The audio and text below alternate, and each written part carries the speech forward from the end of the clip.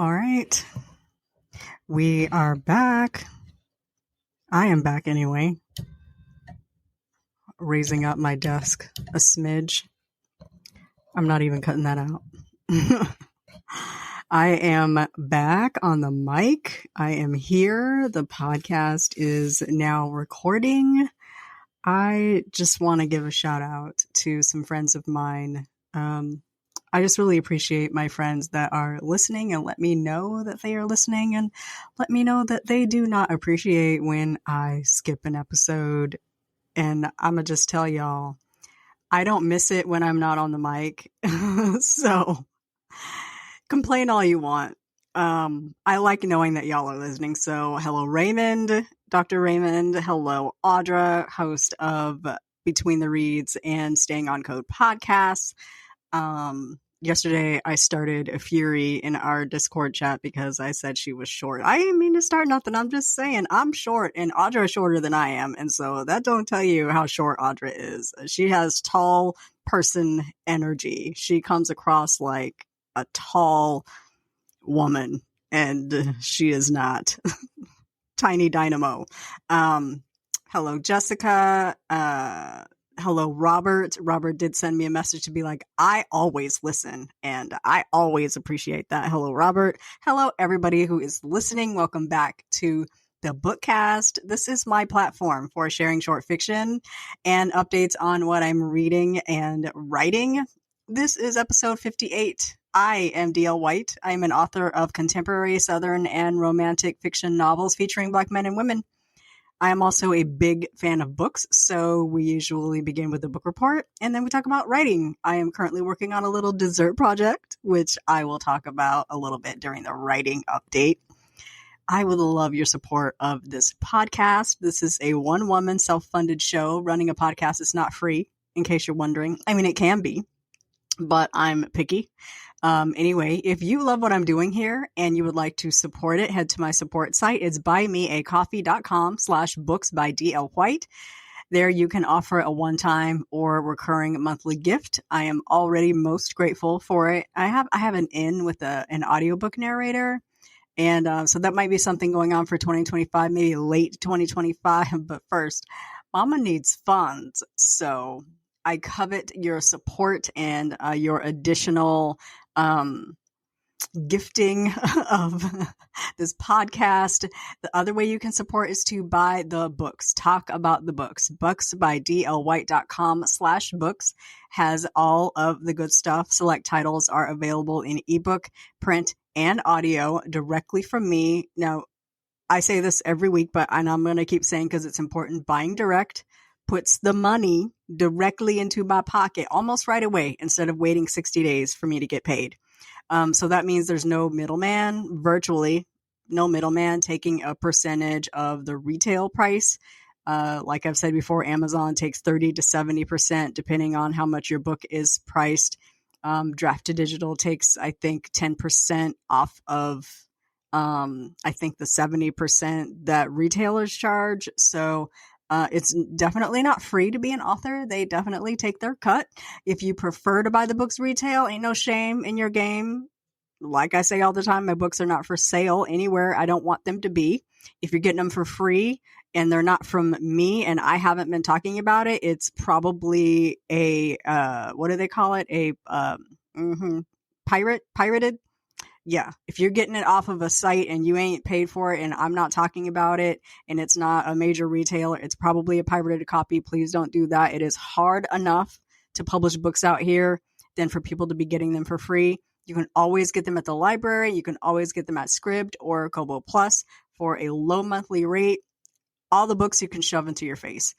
All my titles are available in ebook wherever they're sold. Amazon, Barnes & Noble Nook, Apple Books, Kobo Books, Google Play. If there's a site out there where you buy books and mine are not available, shout me out a holler.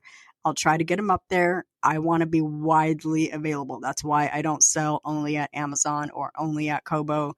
I'm not exclusive to anybody. You can also buy them, like you can get them direct from my website. Like I've said, at payhip.com/books by DL White. They're also available via subscription sites like Scribd and Kobo Plus. They're also available to request at your local library. So hit up Libby and Hoopla and put some Books by D.L. White into your face. Speaking of book sales, if you're looking for book deals, check my PayHip site. Again, it's payhip.com/books by D.L. White.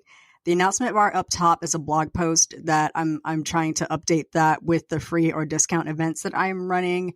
The fall tends to be full of these things, like there's Stuff Your Kindle, there's the All Black Book Affair that's coming up, there's the Stuff Your e-reader audiobook edition that's coming up in like November or early December. There's the Cavalcade of Authors ebook event that's coming up. So the fall is going to be full, and I'm just going to try to keep track of all that stuff in one place.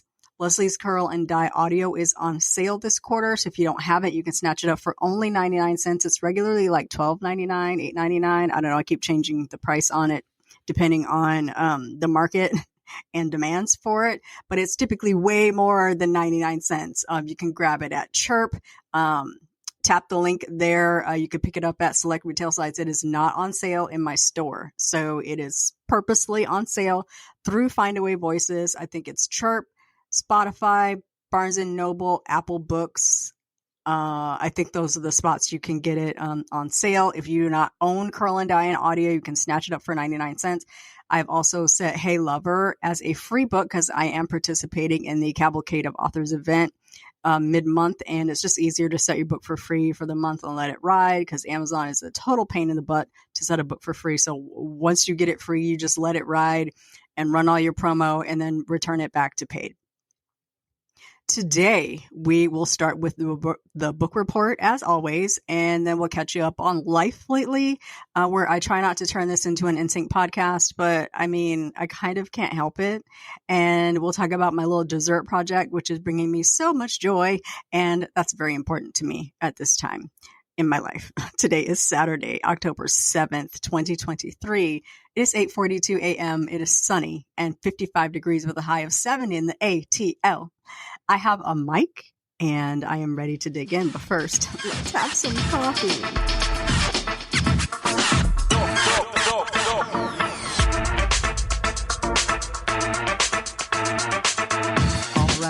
All right. I recently heard Matthew McConaughey on a couple of podcasts. He was on Podcrushed, which is run by, what's his name? Penn Badgley. And he has two co-hosts that I don't know their names. And he was also on Smartless, which is like my new favorite thing. Smartless is like, it's Will Arnett, Jason Bateman, and Sean Hayes, who is such a delight. Oh my God, Sean Hayes is such a delight. I absolutely binged all of Smartless like one long weekend while I was traveling. Love that podcast. And I don't know, I can't remember if it was new or if I was listening back, but Matthew McConaughey was on it. He has such a great voice. I just really want him to do more audiobooks because he has a great voice, but I like how he says, all right. So we're back. Let's start with the book report because I am a book head. If I'm going to do anything, I'm going to read a book. I have read 130 of my challenge to read 175 books this year. I'm done messing with my goal. It's 175. I'm going to keep it there. I might beat it. I might not, but let's see how many books over 175 I can get.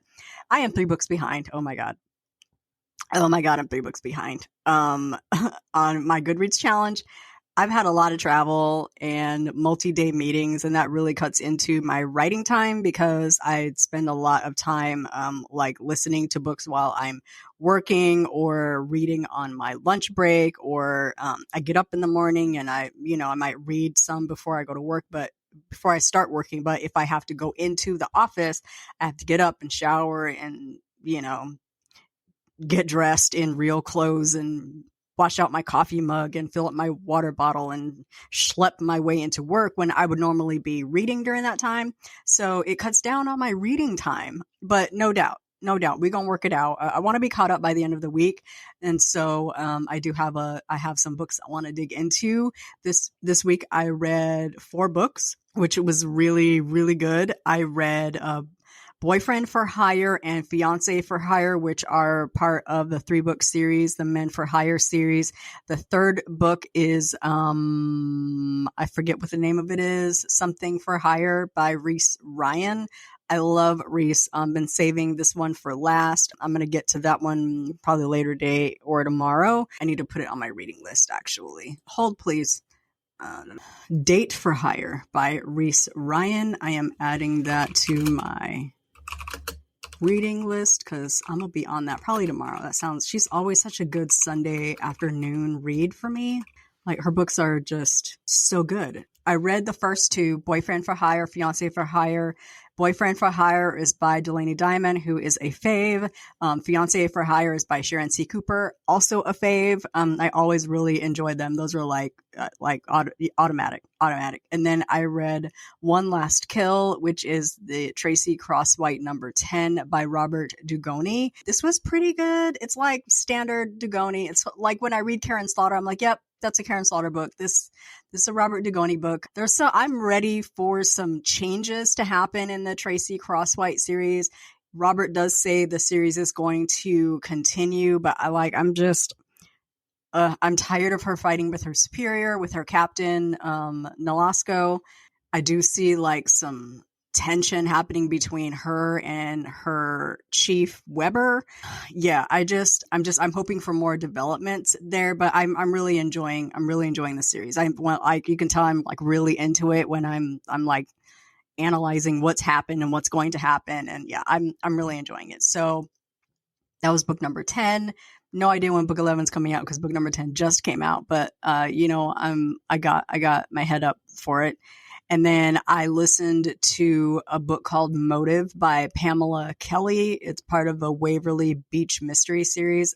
Honestly, I just had this in my Scribd downloaded files and I needed something short. This was like a 2 to 3 hour listen. It was pretty good. It was like along the mystery type range.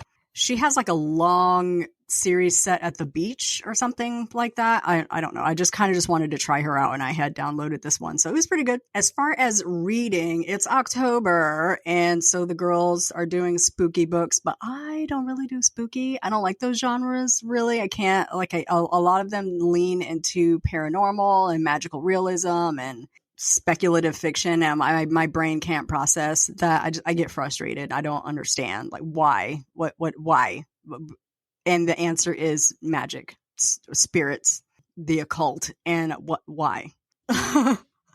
My brain just needs a more finite answer than that, so I just get frustrated because I don't get it. So some of my book pals decided they're gonna punt the spooky books and dig into our crime / urban / mafia fiction in October. We're calling it Glocktober, and I am deep into it. It's a perfect excuse to be in my thriller and romantic suspense bag, so I'm into it. Of course, I'm reading Date for Hire by Reese Ryan. I am trying to get into, I don't know if y'all know, but actor Eriq LaSalle is an author, a crime fiction author. And he has a series that is out. It's really starting to gain traction. His third book was just named Book of the Month by something or other, Barnes and Noble, something. So I'm trying to start with book number 1. It's called Laws of Depravity. I'm not sure how deep I'm going to get into this series. I'm not all that turned on by the first few chapters. Like, a book really needs to hook me from the beginning. I'm going to give it a few before I move on, because I did happen to mention on Instagram that I was going to read it, and he saw it and commented on it. And so now I feel like I must give it a good college try. I'm going to try to get through it, and if I like it, move on to book 2. But yeah, Eriq LaSalle is an author, and it's funny because he's been memeing himself as Dr. Peter Benton. If you know him from ER, he was also in Coming to America. Soul Glow dude. So we'll see how we get that, how we like that. I am also reading My Darling Girl by Jennifer McMahon. She is a fave. I've read pretty much all of her books. She tends to be a little bit spooky. That's as deep as I can go, really into like horror or paranormal, but I love Jennifer McMahon. Like, she is more like suspense / horror, suspense / literary fiction, whatever. My Darling Girl, I am a few chapters in. It's really good so far. So I'm excited about digging into this. This just came out, I think, last Tuesday. I tried to get an advanced reader copy and I was denied. And that made me sad. Yeah. There's a long list of books I can read this month. I don't have a TBR and I'm not going to do bingo like the other IG readers are doing. I'm going to play it by ear and just really enjoy myself. This is like my catnip genre. This is what I read when I'm not reading romance. So I'm sure I'm not going to have any issue finding something to read. I think my issue is going to be finding Black authors in this genre, but I'm not going to stress myself out about it. There are some people that I can read, but I also want to really enjoy the books. And some of the authors in this genre, I just don't really enjoy.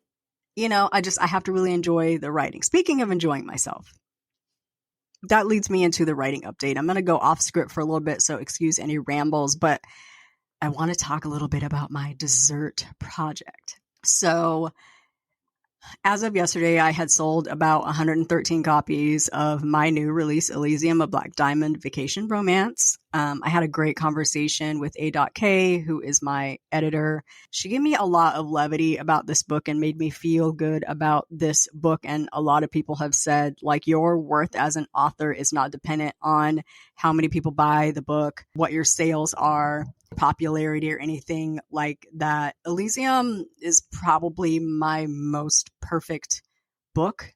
And I got real deep into my feelings about this book because I put time, money, blood, sweat, and tears into this novel to make sure that when people read it, they didn't have any complaints like needs editing, like formatting is off, like cover looks booty, like none of that surface criticism. If you're going to have criticism about the book, let's talk about the plot. Let's talk about the execution. Let's talk about the writing. Let's wipe away all the surface things that people usually complain about and have backhanded comments and compliments about when it comes to my books. Let's talk about the writing. I have really, really enjoyed the great reviews that I have managed to look at for this book.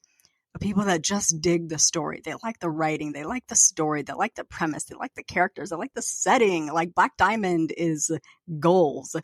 So I feel like I put my foot in this book and I presented a book and people looked at it and said, anyway, I'm going to go over here and read Quan Mills. So yeah, I am still licking my wounds a little bit over this book, but time marches on. And people have to get over it. She repeated back to me that Elysium is going to find its place. It's a summer read, so it's going to hit again probably in the summer. I usually start promoting Beach Thing around late spring, and now I have another late spring, early summer book to promote. Hopefully I will be working on book 3 and I can have that out in the summer. Things I always say, but never put into practice. I hope I don't release another summer vacation book in August because that's way too late to release a summer book. I digress. Beach Thing was a sleeper. Nobody was really paying attention to it until some Instagram romance readers decided to read it. And now everybody's arguing over Wade in that book. And so, sometimes you just have to bide your time. Sometimes books are sleepers. Sometimes, you just have to wait for a book to find its time and get its traction. And so we're just going to let Elysium ride. I want to get back to loving writing. I want to get back to being excited about sitting down at the computer, about developing a story, about writing something new and finding joy in putting my fingers on that keyboard. And I haven't had that in a long time. There are stories that I love. Every book that leaves my computer, I am in love with. I absolutely adore it. I think it's the best thing ever. I want everyone to read it and love it and give it 3, 4, 5 stars and gush about it endlessly. I don't have any books out there. I don't have any stories out there that I'm ashamed of. I don't have anything out there that I'm like, oh God, don't read that. Like, I'm always like, oh God, don't read that. Mostly because I really like it and I'm nervous that people won't. I'm not like, oh God, don't read that because it's bad. Because if it's bad, I took it down. Shout out to Same Time next week.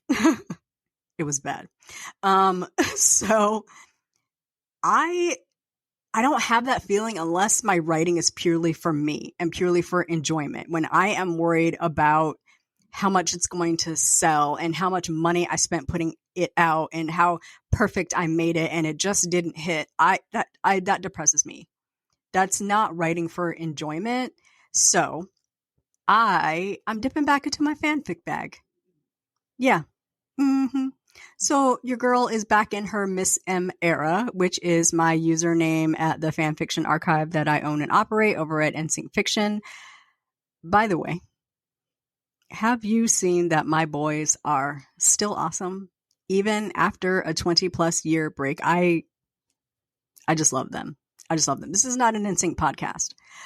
But if it was not for this group and for writing fanfic, I would not be a commercially published author. So we're getting into it. Last Friday, they released their first single since 2002. It's been over 20 years since NSYNC had a new hit on the charts. They have had like the highest something, I don't know, highest charting new single in history, something like that. I don't know. I'm getting it all wrong. But anyway, the news is very good about the new single. It's called Better Place. It is in support of the Trolls Band Together movie. The storyline of the movie is absolutely in sync. I feel like this was written for Justin in an effort to get him to reach out to the other guys in NSYNC to record a song. It is about a troll who used to be in a boy band and they kind of all fell out and he has to then like put his band back together.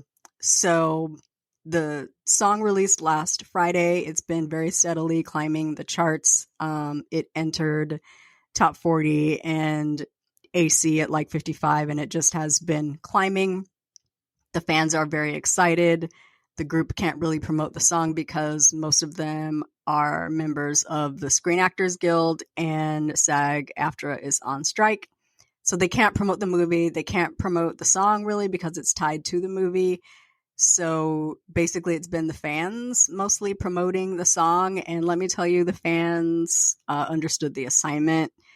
And so it's been a fun week. And I have had a lot of fun like dipping back into fandom and like just really enjoying it and also letting current events get my mind rolling about writing and being creative and like taking current events and turning them into fiction or fan fiction. So my dessert project is something I started probably 10 years ago, like 2012. I was writing this story and it's not a romance.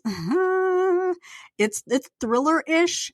What I really want to venture a little bit outside of romance, like do a romance subgenre, like maybe a romantic thriller, a romantic suspense, something like that. I'm always gonna have romance in my books because I think that's a natural part of like being alive, and like being a person.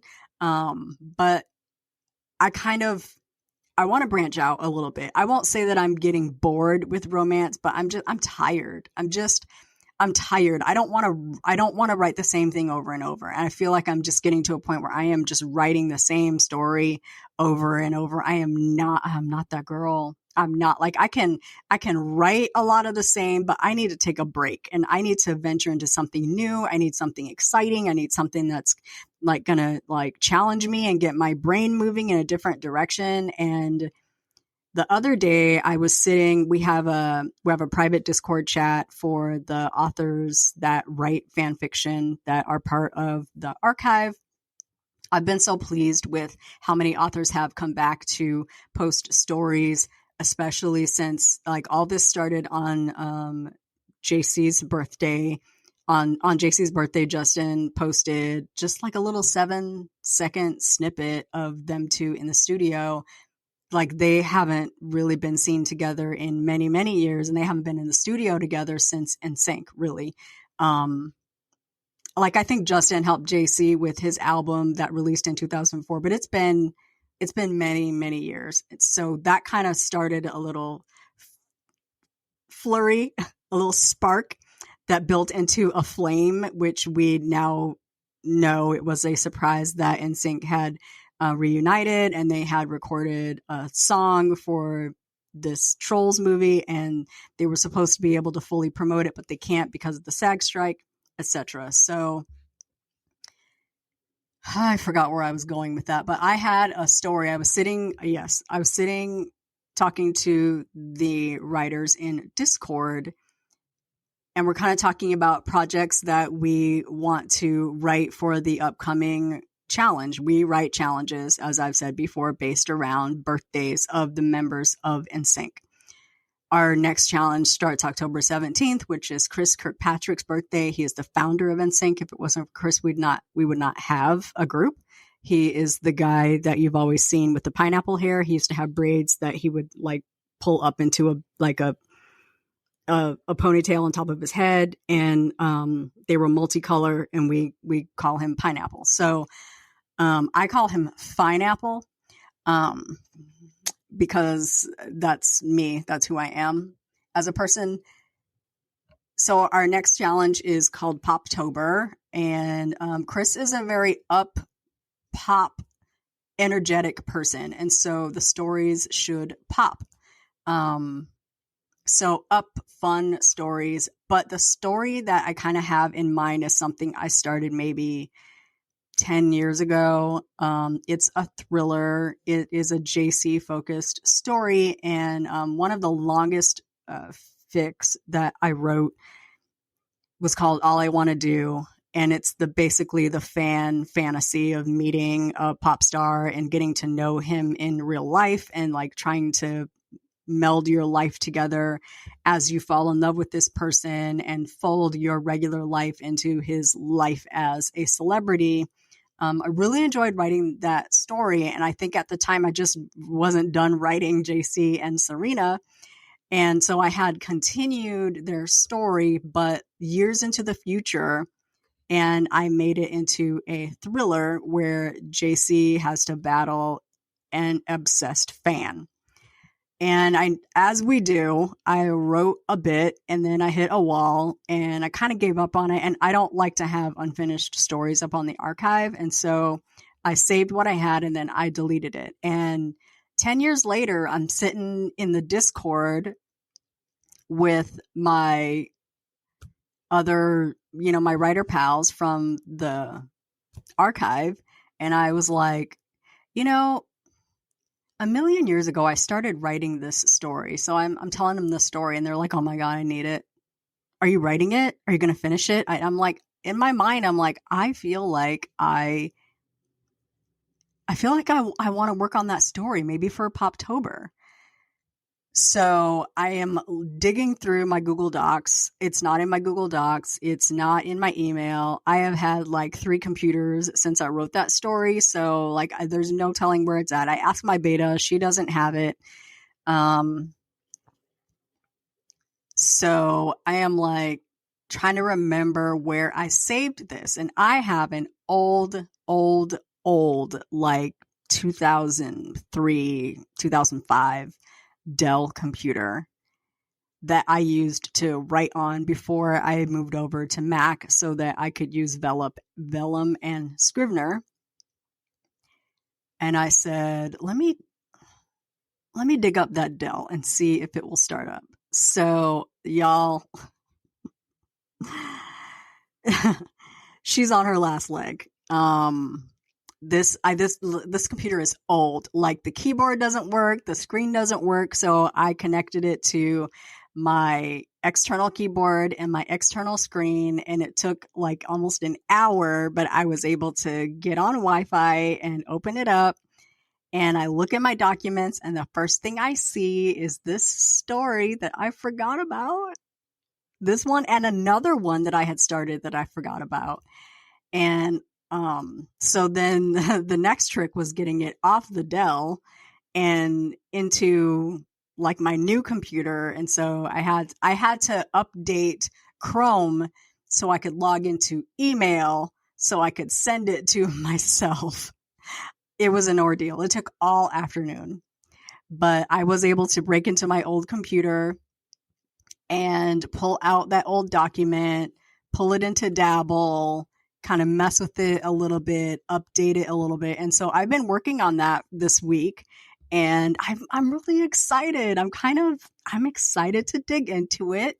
It's new. It's of course I'm going to have my love scenes in it. I have already written one love scene. But in the previous iteration of this story, I didn't have a second point of view. I didn't have a point of view of the fan. And so because I have been reading so much crime fiction, like in the last few years, I now have like a trickle of inspiration for the fan side of the story. There's the JC and Serena point of view, like here's what's happening, blah, blah, blah. And then the fan side of the story is her interpretation, which is like almost the exact opposite of what's actually happening. This fan is hopelessly devoted to a music artist that she's been following since maybe she was a teenager. She's not mentally well. She believes this music artist is talking to her through his songs. And lately she feels like this music artist wants to be rescued from his current relationship. And so her thinking and her mind is becoming more and more unstable as time goes on. Meanwhile, JC and Serena are just living their best, like, newlywed life. So this is fun because it's a continuation of a story that I spent years writing. All I want to do is like my magnum opus. It's my epic, like, fan fiction story. It's my hero story. It's my origin story.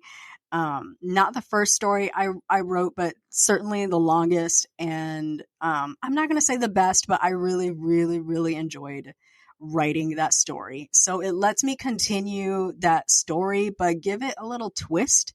It also, fan fiction was always my practice. Like, even when I began writing commercial fiction, I was always practicing with fan fiction. Okay, I want to work on description. And so in this new chapter of All I Want to Do, I just want to make sure that I am vivid in my descriptions.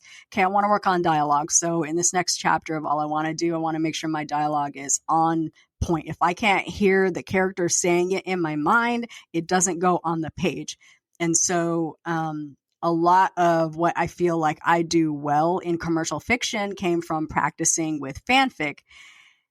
And I've been thinking about venturing outside of romantic fiction for some time. And it just like literally smacked me in my face. Like, why aren't you practicing with fan fiction? Like, you want to get back into it. I hadn't written a story at the archive really since 2019. I think I haven't written a full chapter story at the archive since well before, in like maybe 2018-ish. So let's get back into practice. Let's get back into developing a story, writing something new, and practicing with fan fiction. And when I tell you, like, the synapses in my brain, they're firing, they're shooting off. Like, I'm just constantly thinking about the story now and different angles and how do I make this chapter snap, and like, what do I need to think about now?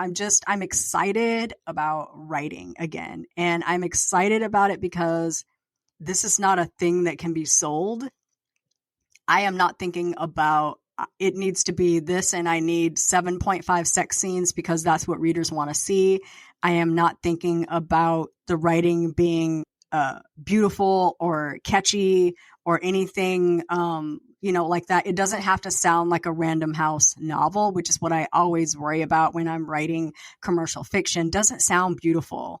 Does it sound, does it sound like a professional author wrote it? I am not worried about sounding like a professional author.